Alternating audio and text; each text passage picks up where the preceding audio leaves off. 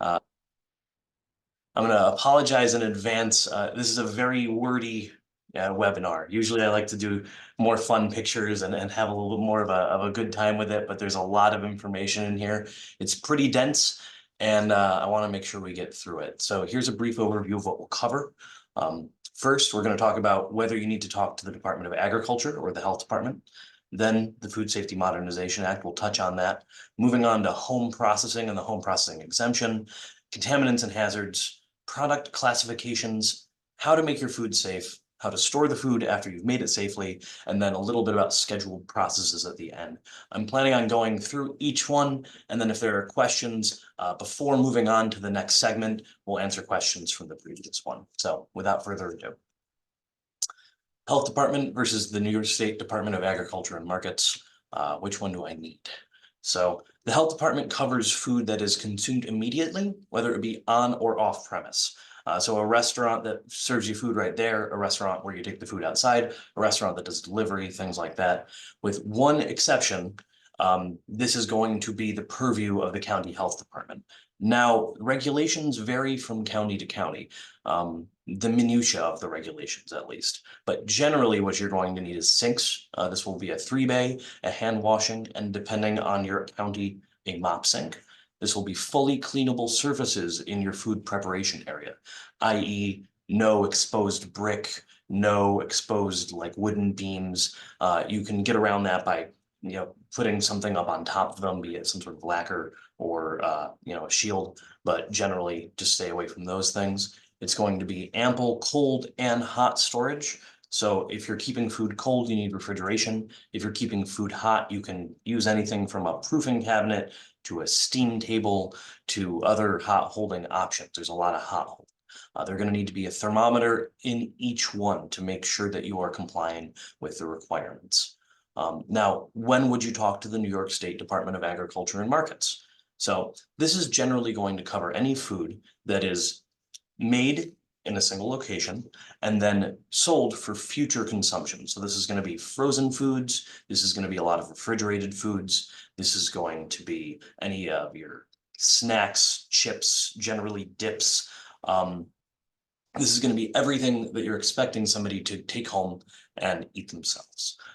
Now, there is one exception that I mentioned earlier in regards to the health department versus the Department of Ag and Markets, is that a grocer or a store that is considered a food business by New York State that does more than 50% of their sales as bulk food items, that includes, consumer packaged goods, that includes fruits, vegetables, etc., whether it's a farm stand or a whole grocery store, as long as less than 50% of the revenue is made up by food that is consumed on the premises, you can go through the 20C and you don't have to have the New York, the county health department inspection.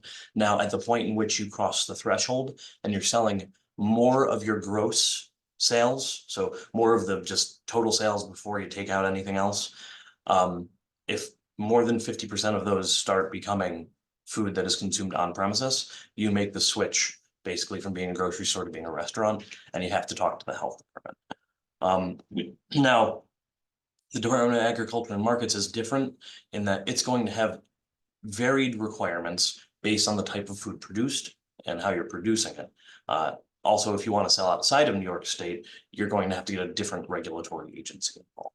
But this covers kind of the basics as to which one you would need to deal with. Here's a couple of other regulatory agencies. Obviously, we talked about the Department of Agriculture and Markets and the County Health Department. The FDA is going to be anytime that you have water activity, low acid or acidified foods, which we'll get into later, things that have a controlled process generally are going to go under FDA. Anything that you're wanting to sell out of state is going to have to go through the FDA, with the exception of meat and poultry, which is going to go through the USDA, or alcoholic beverages. So there's a state, New York State Liquor Authority, and additionally a national liquor authority. So depending on how you sell your alcohol, that's another one that you would have to speak to a whole extra set of people about, which is lots of fun. Any questions so far? We're going to move on. Beautiful, seems so. We'll touch briefly on a recent act. It's called the Food Safety and Modernization Act. its purpose is to ensure that as the US supply chain grows and changes, it can maintain food safety and food supply. So previous to this act, a lot of our work on the federal level especially was to punish people who had already had contamination. So a lot of it wasn't preventative, it was punitive.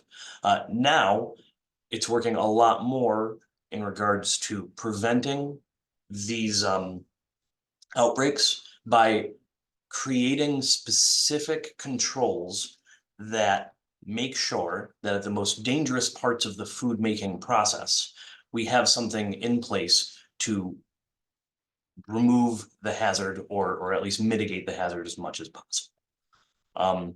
And they do that with the fun little graphic there on the side. When there is an issue, an outbreak of some kind, they try to understand the cause. Once they know what causes it, they implement more controls. They monitor how effective the controls are. They adjust them as need be. And then if another hazard occurs, we go through the whole process again. It's like, reduce, reuse, recycle, but a lot less fun. So any questions on that? Was just kind of a brief overview.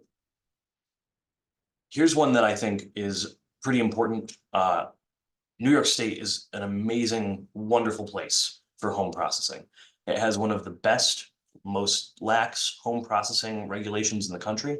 The ability to sell wholesale as a home processor is very, very uncommon. And the ability to self-assess your situation in regards to home processing with the exemption is pretty nice. So what is home processing? Basically, if you're making it in your kitchen at home, you're home processing. Whether or not that's legal depends on what you're making. So the exemption is, I would say, primarily you see bakers using the home processing exemption, but it applies to a lot of different kinds of foods. It allows you to sell both retail and wholesale, as we mentioned previously. And it gives you some guidance in regards to the proper labeling of food. Product labels are required to contain the name of the product, an ingredient list in order by weight, the most first and the least last, net quantity of contents, the processor name, and the full address. It should also include any allergens that exist within the food: eggs, milk, fish, shellfish, soybeans, peanuts, tree nuts, wheat. Now, it also suggests, although it is not legally required or mandated, but it suggests that you mention on the product that it is a home processed product. Again, this is just a suggestion, but it is a strong suggestion. So if you have anything that is at issue that occurs with your product and you have not labeled it as such, they might look more carefully at you. Now, like with many things, this does limit you to selling only within New York State. Generally isn't too much of an issue. You also need to make sure that you're not running afoul of any zoning laws in your area. Your municipality might not like that you're running a business out of your home, even if it is just a baking business. And so talking to your local, planning board or zoning commission to determine whether or not that is an option for you, and even obtaining a variance if you need to, is probably best in this case. People love to tell on each other when they think they're doing something wrong. So all of this stuff, a huge portion of the issues that you're going to see for leading up to this is somebody else is going to think you're doing something wrong. They're going to call either the Department of Ag or the health department or the planning board or the zoning board or whatever, and they're going to tell on you. It's just kind of how the process works. So this home processing exemption is a variant of and kind of a replacement for the standard 20C processing license that you get when you're setting up a value add or CPG, consumer packaged goods food facility. When you apply for the exemption, you basically submit testimony that says, yes, I keep things clean. Yes, I'm doing the right thing. Yes, I'm not going to do any of the stuff that I'm not supposed to do or use any of the items I'm not supposed to use. Unless there is an issue, they generally will not come in and personally inspect every home processor. If it were to come out that there was an issue due to some sort of contamination from your kitchen specifically, you would likely have somebody come out for an inspection and you can lose this license. This is a list of foods here that fall under the home processing exemption. This is a relatively exhaustive list. On the next slide, we're going to see a list of foods that maybe don't so much fall under the home processing exemption, and that is not an exhaustive list. So I'll just move over and you can see. These are all things that you cannot do for home processing. As a rule of thumb, I tend to say, if it needs to be refrigerated or frozen for storage, you cannot process it at home. Additionally, if you have to add acid to something to make it shelf stable and it's on a shelf, you can't home process it. Now, since bakers are the most common home processors, I highlighted on the bottom this candy melt tempered chocolate part. I would say that in my experience, the most I've seen somebody run afoul of the Department of Ag on this is because they're tempering chocolate. That's the biggest thing that people do. You know, they make their cake pops and they temper chocolate instead using you can use other things to cover it, but you really are not supposed to be using melting down chocolate and messing with it in that way, simply because they can't guarantee that it doesn't then need to be refrigerated, that you haven't broken the temper, and that it's not going to go bad. But long story short, be very careful running afoul of this. They generally will be pretty reasonable with you the first time, and then less reasonable as time goes on. All right, and then a quick talk about jams, jellies, and maple syrup, and why they or do not kind of fall under the home processing exemption. Now, there's something called BRIX, right? BRIX. It's a measure of the sugar content of a final product. It's also referred to in like chemistry as specific gravity. Basically, it means that if you have more than a certain amount of sugar in something, and there isn't as much free water, you are in a position in which things can be shelf stable when they otherwise would not. If you want to kind of see this in action, if you go to any grocery store and you start picking up cans or jars or boxes of food, you're going to find that almost all of them have sugar in one of the top 3 to 4 ingredients, sugar or corn syrup, depending on the product. Now, on the one hand, this is probably because sugar is addictive and causes more repeat customers. But on the other hand, it does help maintain a certain amount of BRICS rating, measured in degrees, that allows for better shelf stability, so it lasts longer, basically. Now, with jams and jellies, it can only include fruit and sugar with the addition of water, pectin, or lemon juice. So only fruit, sugar, water, pectin, lemon juice. At the point in which you add anything else, it is no longer available for you. You have to have a scheduled process for it. So if you're trying to use vegetables in a jam, that is not an option. If you want to use vegetables and make a vegetable jam, you have to develop a scheduled process. You have to get a 120C or 20C, and you have to maintain it by going through all the proper channels. Same thing with maple syrup. It can contain certain items and still be fine, like salt, preservatives, and defoaming agents. But anything else that goes into there, or if it drops below a certain amount of sugar content, it can no longer be created in this way. I see there was a question.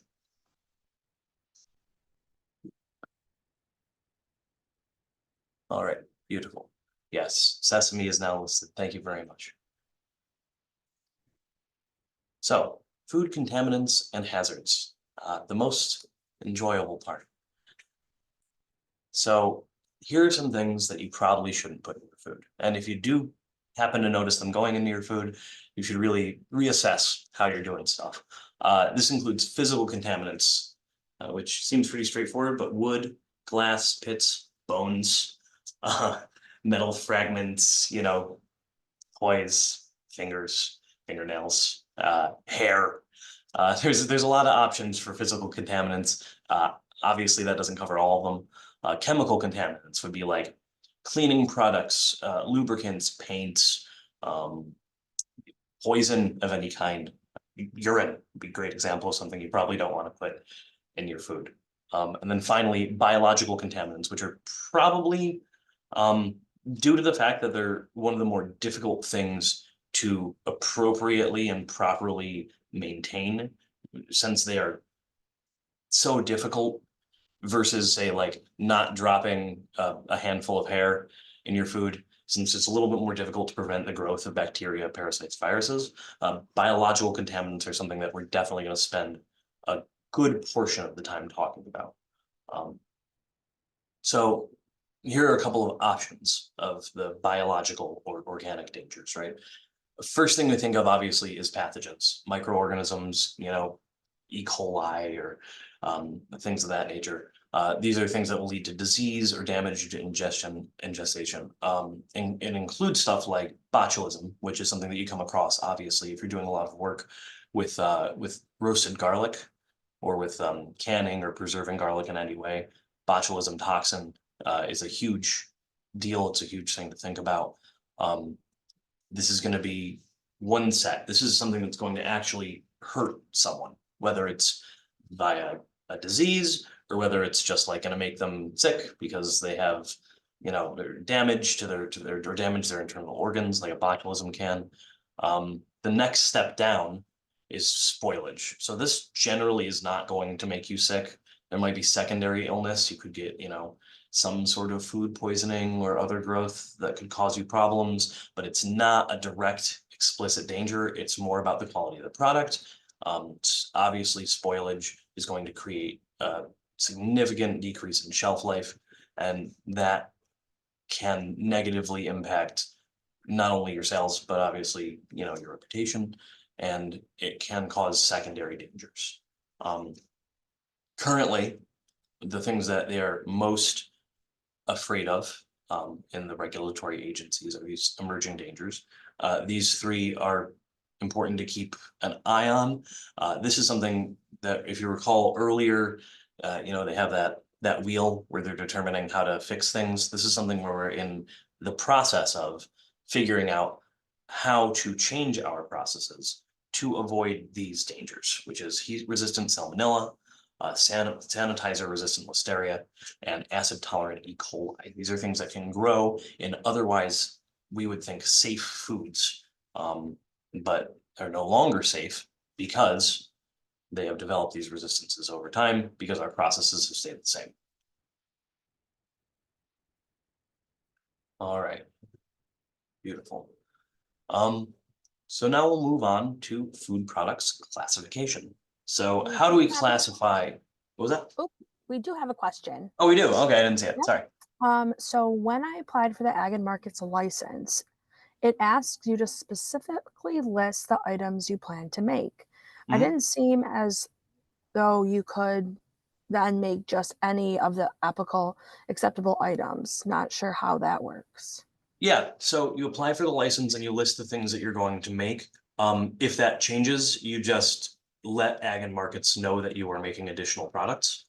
They're basically, if we're talking about a home process exemption, they basically just want to make sure that what you're making isn't on the list of stuff that you're not supposed to make.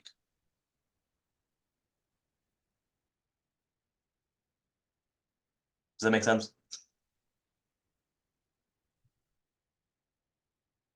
Hello? It was in the Q&A, so if it doesn't make sense, they can put it right in the chat box. Got it. All right. For some reason, it didn't show up on my chat. Sorry about that, guys. Yeah, no problem. Awesome. All right. So food products classification. Acidity. This is one of the ways that we use to classify food as being safe or unsafe. You'll see that fun red line there in between beer and coffee. That's generally where the line of safety falls, right? Acids prevent organic growth. We spoke very briefly about acid-resistant E. coli in the last one. Generally, acids like, lemon juice or any sort of added acids like sodium citrate, things like that, added during the production process or just naturally inherent to the product will prevent you from getting sick, right? So that red arrow is the minimum. It's a pH of 4.2. So anything higher than that is not going to be considered a shelf stable food per acidity classification. So something like Orange juice has enough acidity in it that it's not going to allow E. coli to grow in it to make you sick, but something like salmon, and I know this probably seems pretty obvious, does not. So you can't, what that means is basically that you can't depend on just the acid content to maintain health and safety. So with something like salmon, that's why we end up with salmon in the fridge. That's why we have to cook it when we eat it. There are other ways to classify safety risks, but this is kind of the first one. Um, any of those low acid foods, once again, they're high risk for microbial growth, and they are classified as, surprisingly, low acid foods.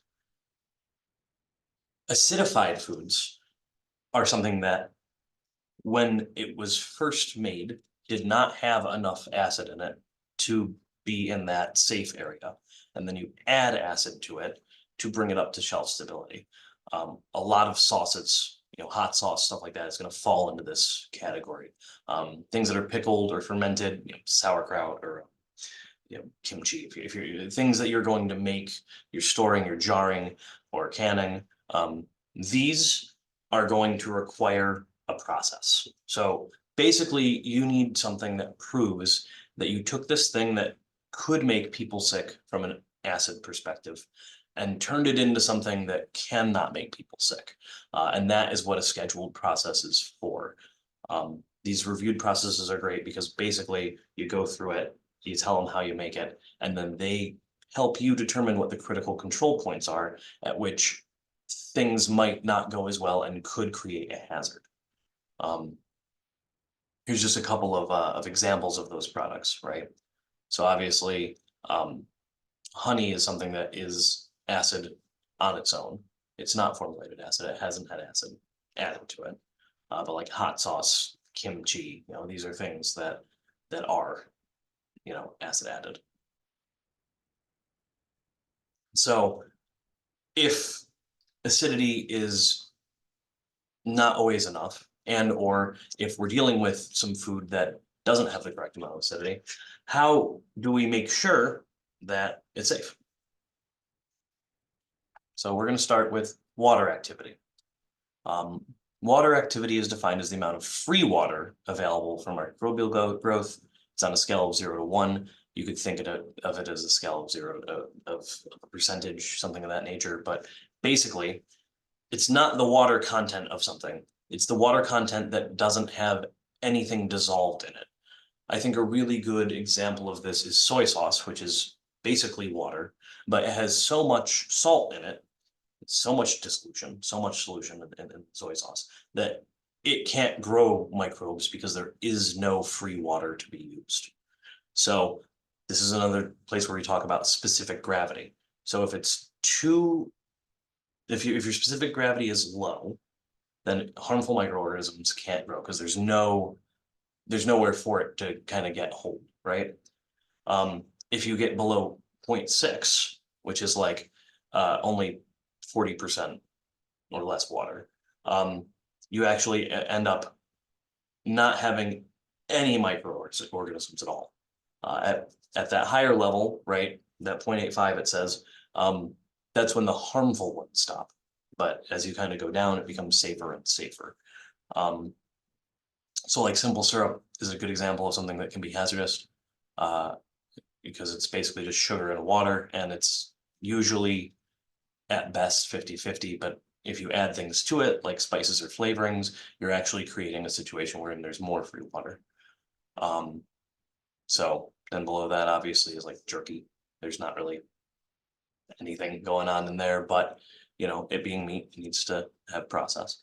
And then, obviously shelf stable. So things that are dry, anything that you get in a box is probably okay. So if acidity isn't going to be the only way that we're measuring whether or not things are safe, what are our other options? And of course, heat is kind of like the original one, right? We've been making our food safe with heat since before we developed agriculture. So now we're a little bit more scientifically advanced in the way that we use heat now than we were, 150,000 years ago, but it's still basically the same process. Heat treatment. So there's two primary ones. There's pasteurization, That usually means that you're heating something up to the point in which it kills the bad stuff, but doesn't kill some good stuff that you're trying to keep alive. So exactly what happens when we pasteurize milk. We want the cultures to survive, but we don't want any of the bad stuff. This is a more regulated, more standardized, more dangerous, more difficult. But for certain things, especially in the dairy industry, you have to do it this way. You can't really sterilize it. Sterilization is a higher heat. It's going to kill everything. So the good stuff and the bad stuff. When it goes to the other side and we start talking about keeping things cool, so if you've got a value add product that requires refrigeration or that you prefer to have frozen, you can look at it as refrigeration slows things down and freezing stops things. So the more dangerous the product, the more likely freezing is going to be the primary modus of movement. However, this is one, again, I want to touch on this again real quick. It's really important to keep in mind when handling garlic that the way that you freeze and refrigerate it can create dangerous situations in regards to the botulism toxin. If you put it in oil and there's no oxygen and then you freeze it, like I saw somebody online talking about making like garlic olive oil ice cubes to cook with. This is a place where danger happens because without the oxygen to help process the botulinum, the botulinum will die, and the waste product, which is botulism, that comes from that can make people very, very sick. I think it can get it's very important. Anyway, storing food. So now that you've got a general idea of how to like get the food to be safe, how do we keep it safe for storage? And why would I choose one kind of storage over another, basically? So what storage is right for me? Shelf stability. This is foods that do not require freezing or refrigeration. So yeah, potato chips, boxes of crackers, canned sauces, even canned vegetables. A lot of the things that you come to mind. Refrigerated foods. So this is going to be a food whose shelf life is measured in days or weeks. You know, anything that is a ready to eat food is basically for the most part, and by ready to eat, I'm of course referring to like meats, things that are not canned but are in jars that are processed. You know, I guess this would be cheeses, milks, things of that nature. These will be refrigerated. Now, as we go down the list, it goes from the easiest to sell to the hardest to sell because shelf-stable foods are going to have the longest shelf life, really. Refrigerated foods have a shorter shelf life, but lower barrier to entry for people. And then finally, when we get to frozen foods, when you are selling a frozen food, it's a big ask for the customer. This isn't a food safety thing. This is just like a kind of a customer insight. People look at frozen food and think of it as something that like work they have to do. Even if at the end of the day, buying a bunch of ingredients and making a meal is technically more work than making a meal from a frozen food, it's important to keep in mind that the perception of frozen foods is that they are more difficult and lower quality. So if you decide that you are going to make a frozen food, just keep that in mind in your development, that you're going to need to find a way to kind of overcome that. Anyway, frozen foods are usually months in the fridge. I mean, they're basically in there until the freezer burn sets in, and that can take some time. If you're below 0 degrees Fahrenheit, there will be no microbial growth, so you don't have to worry about that. Finally, reduced oxygen. So this is not talking specifically about whether or not they're frozen or refrigerated or shelf stable. This is only the amount of oxygen. So if you think about it like a seal meal, kind of, you put the food in there, you take out all the oxygen that you can, so it's less than 2% in the bag, and then you sell it that way. So like if you're selling things like meats that are prepackaged in that way for sous vide, things like that, you have to be really, really careful about this. Again, botulism, we just talked about it a minute ago. Botulism, very important. So you have to obtain a variance. You have to actually contact the ag markets directly and help them determine whether your process is going to lead to dangers like botulism. This is one of the really specific cases in which they will want to be involved in a hands-on way. All right, good. We're chugging through it. Scheduled process. So we talked about this briefly earlier, and we've kind of like hinted at it over the course of the presentation, but scheduled process is designed with one thing in mind: to find where your critical control points are, i.e. the places where you are most likely to create a hazard, and to mitigate that hazard, to make sure that you have something in place in your process to make sure that we do not cause the hazard at that critical control point. Your scheduled process is generally going to go through a third party. So you're going to have an idea about what your process is, but whether it's through, Cornell, whether you're doing work with Nelson Farms, whether you're, even if you're developing a process yourself, you're still going to need a third party to help you, not only with maintaining the necessary regulatory framework, because they want you to follow a specific structure, but also to make sure that you are actually actively mitigating the risks that the scheduled process is developed to specifically to mitigate. So it is a detailed procedure that ensures product safety and stability. It requires issuance by a processing authority. So that's what I'm talking about. You get development and issuance. So it's going to include formulation, what's in your food item, critical control points, which I just talked about, where in the process is the danger, and then the steps. And the steps are going to include those mitigation strategies that we talked about. So here's step one: we put it in the where we're making soup, right? And we've mixed all the ingredients and we're putting it on the heat.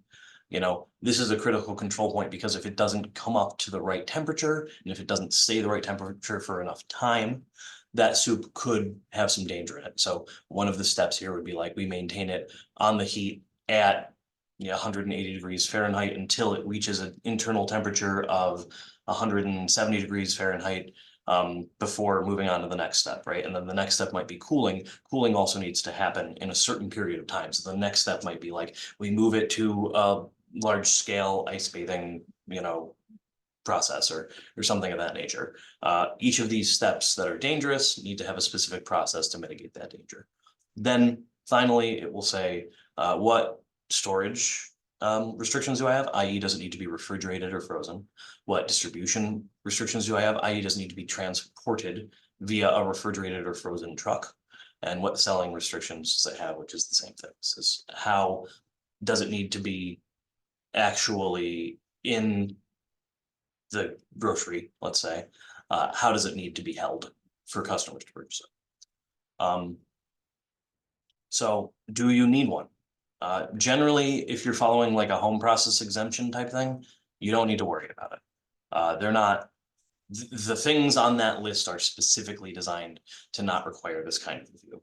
But at the point in which you start getting a real 20C and you are actually developing a product not under that exemption, you're going to need it for every single new food product. And if you want to sell it outside of New York State, not only are you going to need a process that, passes the Department of Ag and Markets and their restrictions, but also the FDA or the USDA, depending on the kind of food you're selling, or the liquor authority. But you're also going to need a secondary federal kind of pass on the process as well. And this is going to be for anything that is, shelf stable, low acid, acidified, or water activity controlled. So any of those things. Critical factors. So this is the most important part of the process. You may have noticed because I mentioned it several times. They're necessary to meet product safety requirements.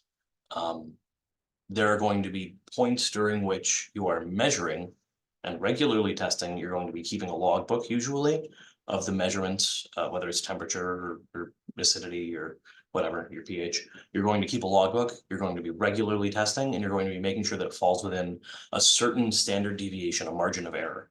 So the point in which you start falling outside of your margin of error, that is going to trigger a review. And it's best if you get ahead of that by fixing it in advance. So keep close eye on it. It's very important. It's going to be based on, risk assessment. It's going to be based on what's in the food. It's going to be based on how it's processed. It's going to be based on how it's packed, how it's distributed, and its expected shelf life. This is a complex, developing the process can be a complex process. So it's best if you have some assistance. You might make a really great value-added food product. You might have a really good idea for one. As you go through, please don't hesitate to ask. There's a lot of resources out there to help you with this process. It's important to us. We want to help bring foods to market, and it's really a great place to start. Now, like I mentioned earlier, record keeping is important. So, I mean, there are a lot of ways to handle it. I generally see people keeping the record book either hanging on a wall or somewhere nearby so that it's easy and to find and to use. You don't want to put yourself into a situation in which you have lost or simply, even if you just used more than one record book, you want to make sure that you're keeping things as simple and straightforward as possible so that if any regulatory agency does decide that they want to check in, it's easy. And the easier you make it for them, the less they're going to be on you about it. So if they show up and they say, hey, I need to see your food safety plan, I need to see your records, and you're like, oh, I've got them all right here. They're all in the right order. Here it is by date. Here it is by, service location. Here it is by item. And then, they can go through it. It's quick and simple. They'll look through it and they'll leave. If you're like, ooh, okay, let's figure this out. I don't know. Sometimes I keep it over here. Sometimes it's at the desk. Sometimes it's under this. Sometimes it's in a filing cabinet. At that point, they're going to probably want to review the process in a more hands-on way. The more you seem like you got it together, the more they're going to trust you to maintain that safety. And of course, those, especially the first two, pH controlled, that's acidified, and AW, which is just water controlled, are the two main ones. Non-hazardous obviously isn't quite as diligent. Here are just some critical factors we talked about earlier. So some examples. If you have too low pH, if you have too many solids, you have to keep it to a certain temperature. All of these are potential critical factors that are going to require a process-oriented approach, and they are going to want you to keep track of how you are maintaining these processes, just like I just mentioned. We have the same thing for the water-controlled food critical factors. This is for chocolate filling specifically. But there are going to be, see these critical factors on the right side, there's going to be a list of things that you are supposed to do.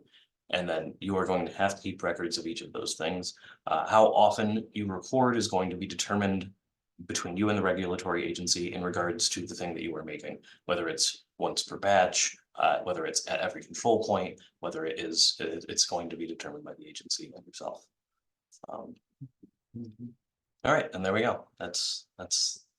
We got through it. It is a lot of information. So if you want the slides, I absolutely suggest getting them. If there are any additional questions, let me know.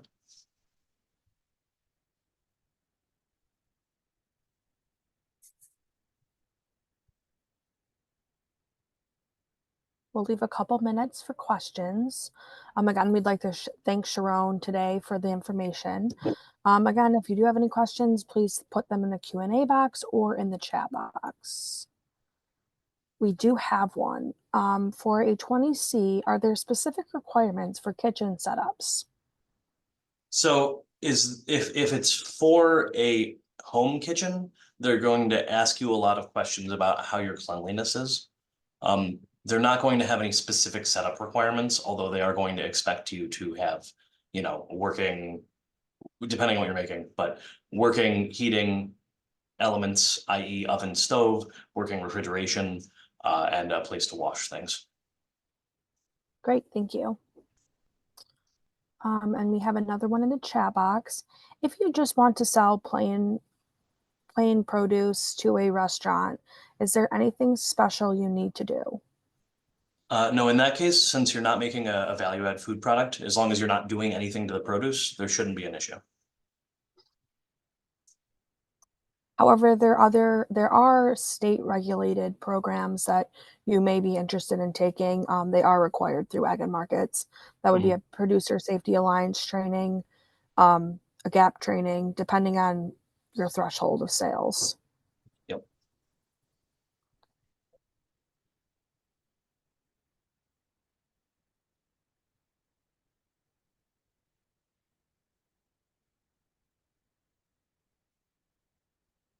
All right, so it looks like we do not have any more questions. Again, thank you for joining today. We do have an additional in person series coming up on April 16th, which will be hosted at the SBDC Center at the Thinkubator. And we will send out information about that coming up in an email. We also would like to remind you that there is information provided by our Cornell Institution for Food Safety. I did add that link in the chat box. If you have additional questions, looking for more information, that is a great resource that is free provided to you.